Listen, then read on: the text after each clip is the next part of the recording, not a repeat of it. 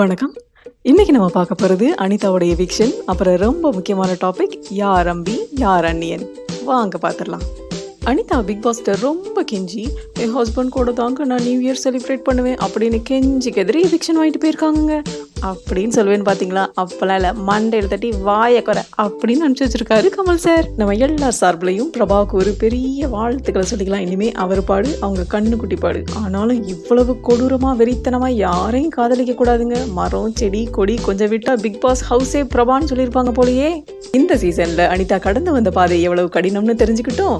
அவங்க கூடவே பிரபா கடந்துகிட்டு இருக்க பாதை எவ்வளவு கொடூரம்னு தெரிஞ்சுக்கிட்டோம். நேற்று அனிதா வச்ச ஒப்பாரி எல்லாம் ஒப்புக்கு தான் ப்ரூவ் ஆயிடுச்சு. பாத்தீங்களா? ஆரி அங்க முன்னாடி தான் நின்றுட்டு இருந்தாரு. ஆனா சுத்தி முத்தி எல்லாருக்கும் காயினை கொடுத்துட்டு கடைசியில போனா போகுதுன்னு கொடுத்துட்டு போனாங்க பாருங்க. வேற லெவல் அனிதா. நீங்க அந்த கண்ணுலயே ஒரு கொலை வெறியும் பொறாமையும் பொங்கி வலியுது. எனிவே, உங்களுக்கு இன்னையில இருந்து நாங்க ரிட்டையர்மெண்ட் கொடுத்தாச்சு.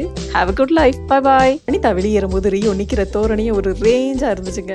ஏதோ அனிதா ரியோட சண்டை போட்டனாலதான் எவிக்ட் ஆகி போற மாதிரி ஒரு பயங்கர ஸ்ட்ரெயிட் ஃபேஸ் வச்சுட்டு பயங்கர போஸ்ட்ல நின்னாரு. ஆனா பாவம், யாருக்குமே தெரியல அவங்க எதுக்காக வெளியில போறாங்கன்னு. அடுத்து நம்ம இன்ட்ரெஸ்டிங்கான டாபிக், யார் அம்பி யார் அந்நியன். அந்த காலர் அந்த கேள்வியை கேட்டாலும் கேட்டாரு. அப்படி ரம்யாவுக்கும் மற்ற ஹவுஸ்மேட்ஸுக்கும் ரியாக்ஷன் சில்லறையா செதறிச்சுங்க.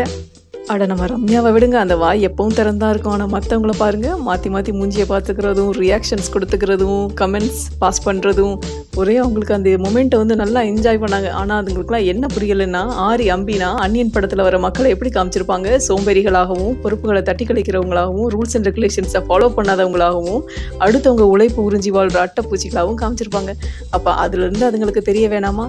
எப்போவுமே அவங்களுக்கு தேவையானதை தான் அவங்க எடுத்துக்கிறாங்களே தவிர உண்மையை புரிஞ்சுக்க மாட்டேங்கிறாங்க. கமல் சார் ப்ரோக்ராம்ல இப்போ நடந்தது கூட நம்ம இக்னோர் பண்ணிடலாங்க. ஆனால் அதுக்கப்புறம் பாலாஜியும் ரம்யாவும் டிஸ்கஸ் பண்ணுறாங்க, அவங்கள யாரு அந்நியன். இதெல்லாம் தலை எழுத்து ரம்யா. எங்களுக்கு ஹோல் ஷோல ரம்யா எங்க அந்நியனா இருந்தாங்கன்னு தெரியவே இல்லைங்க. அவங்களுக்குள்ள இருக்க நேர்மை அப்பப்போ லைட்டாக எட்டி பார்க்கும், அப்புறம் அப்படியே பம்பி பூனை மாதிரி உள்ள போயிடும். இதுதாங்க இவங்க பண்ணிட்டு இருந்தது. இதில் இந்த தம்பி வேற அப்பப்போ காமெடி பண்ணுது.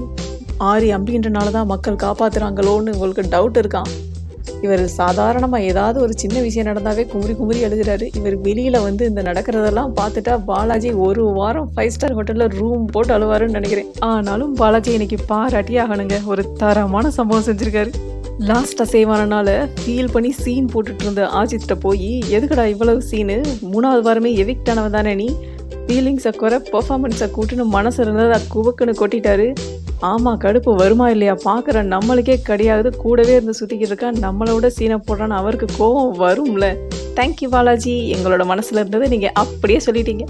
எது நடந்தால் எனக்கு என்ன, ஆரியை போட்டு தள்ளுறதான் என்னுடைய முழு கவனம்னு ரம்யா இறங்கி வேலை செஞ்சுட்டு இருக்காங்க. அவர் என்ன சொல்ல வர்றாருன்னு கூட கேட்காம, போனவங்கள பற்றி தப்பாக பேசக்கூடாது ஆரி அப்படின்னு சொல்கிறாங்க.